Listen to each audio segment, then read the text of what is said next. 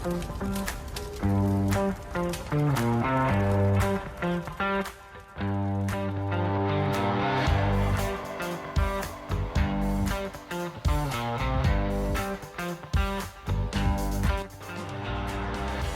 and welcome to Fire Headlines, where we discuss the hottest topics in fire service news. I'm your host, Samantha Didion. Joining me on the panel this week is Brittany Brown, Chief of Fire Prevention at the South Adams County Fire Department in Commerce City, Colorado. Also joining us on the panel is Greg Rogers, retired Deputy Chief of Spokane Valley Fire Department. The topic we're discussing today is fire code violations. The Daily Dispatch featured an article about Home Depot having to pay $1.3 million for fire code violations following an arson that completely destroyed the San Jose's 98,000 square foot store. A few highlights from the article that we'll be discussing in today's episode is the store's automatic fire suppression water sprinkler system that had been disabled at the time of the fire. According to the article, Home Depot was told the system was not working but did not fix it prior to the fire happening. And we would like to note that the article does not clarify who informed Home Depot of this. With that being said, we're first going to hear from Chief Roger on his takeaways on this article. This is realistically, this is where this whole thing kind of threw me off in a different filter. Because they were writing them a citation based upon a violation that existed after the fire.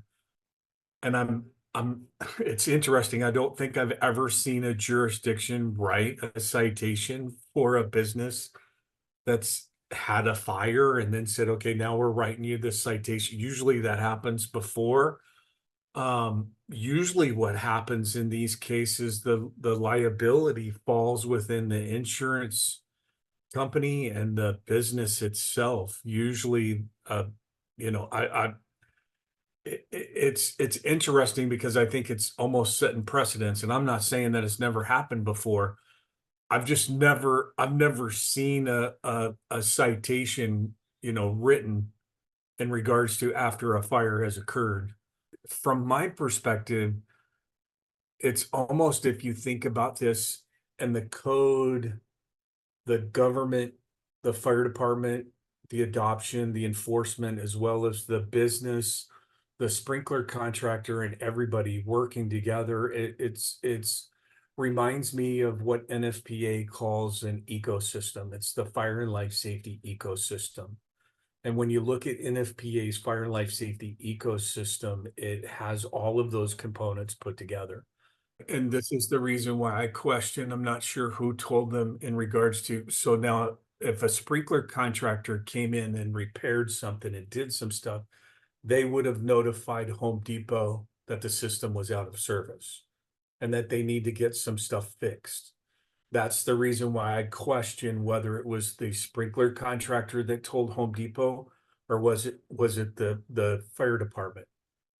The way I know how everything works is if a sprinkler company comes in and does the service, if they can't turn the system back on, they will notify the property owner at that time that the system is out of service and they can't turn it back on. They need to get some repairs completed. At that same time, the sprinkler contractor will notify the fire department. The question is did the fire department follow up on that notification and identify that as well with Home Depot? Now, to me, if they did all of that in that process, it totally makes sense that you could have a citation. But normally you would say the citation was going to happen at that point and that juncture. The question here is the citation didn't happen until after the fire had occurred. So it's like, how do you get from here to here? And I understand what's going to happen, but usually when you get to that point and you write a citation, let's say before the incident occurs, now the building owner or occupant has time to fix that and remediate that process. And if they go to court at that time, then the citation or violation could be reduced. The problem here is there's nothing for them to fix now. So you're getting a citation based upon what was in the past. So it's kind of interesting. The other thing is, and I've had plenty of fires through my career where we've written a violation to a building owner. And you write a violation just in an inspection report. If you're doing an inspection, you're writing a violation. And you're saying, hey, this is a violation. You need to repair it or you need to fix it. If they don't fix it within a certain amount of time, then we write then we write a citation, because then we follow through that process. I've had instances where, and I know for a fact, I had a restaurant as a perfect example. We wrote them up for cleaning their kitchen hood. We had it on video, watched the kitchen hood literally catch on fire after they'd closed for the evening, and it burnt down the entire restaurant. Well, that was so I would take that is now between them and their insurance company, because now that's between them and their insurance company. A lot of times insurance companies won't pay out a business owner or an occupant owner if they know there was a violation that existed. So see, that becomes your enforcement piece, because now the insurance company is going to say, hey, our policy said XYZ.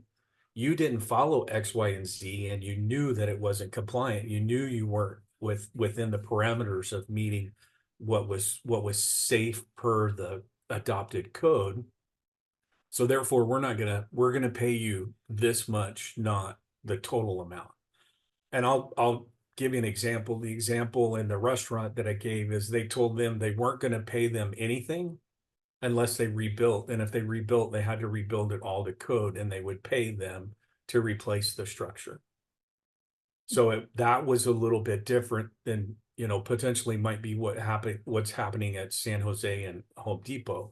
Now, I do know like Home Depot, Lowe's, and a lot of those large warehouses like that, they only insure the like Walmart, for example. It's my understanding that Walmart only insures the merchandise, or only insures the building. They don't insure the merchandise.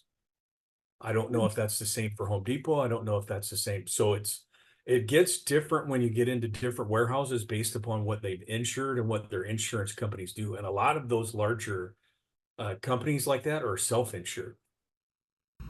And now Chief Brown is going to give us some of her insights on where to begin with fire investigations with a fire of this magnitude.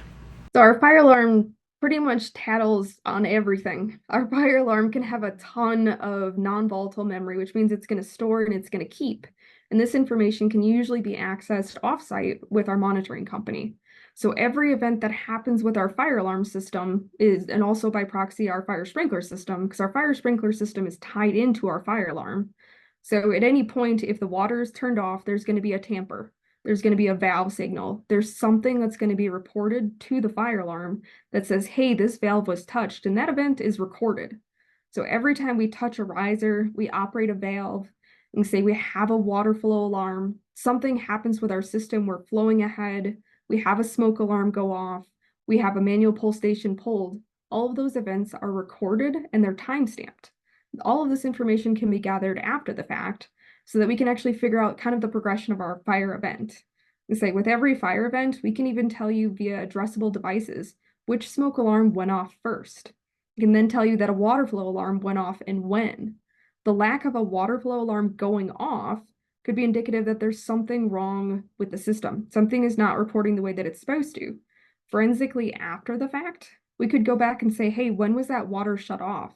And that, as long as that memory is still intact, as long as it's that non-volatile memory that we can access later, which is most of our fire alarms now, that's a lot of our evolving technology, we can access all that and actually tell you when that water was shut off.